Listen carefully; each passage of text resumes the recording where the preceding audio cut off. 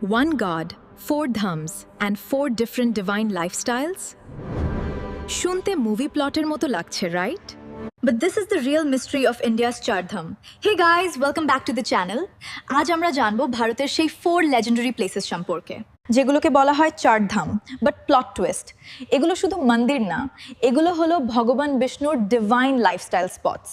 জগন্নাথপুরী, এখানে ভগবান খাবার খান, এখানকার মহাপ্রসাদকে ডিভাইন ফুড বলা হয়। সবচেয়ে ক্রেজি ব্যাপার, আজও কেউ পুরো রহস্য বুঝতে পারেনি কিভাবে হাজার হাজার মানুষের জন্য খাবার কখনো কম পড়ে না। বদ্রীনাথ ধাম, এখানে ভগবান মেডিটেট করেন হিমালয়ের মাঝে। এই জায়গার ভাইব এত পিসফুল যে মনে হয় পুরো পৃথিবী পজ হয়ে গেছে।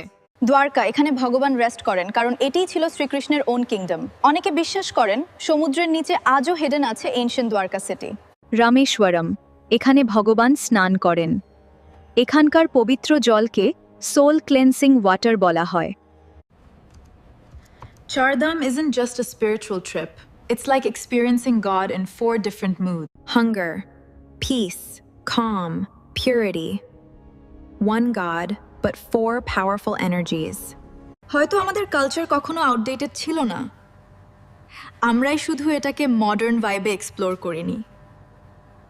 লাইক, শেয়ার, সাবস্ক্রাইব করুন, আর এরকম মাইন্ড ব্লোয়িং স্পিরিচুয়াল স্টোরিজের জন্য stay connected. Let's unfold the untold together.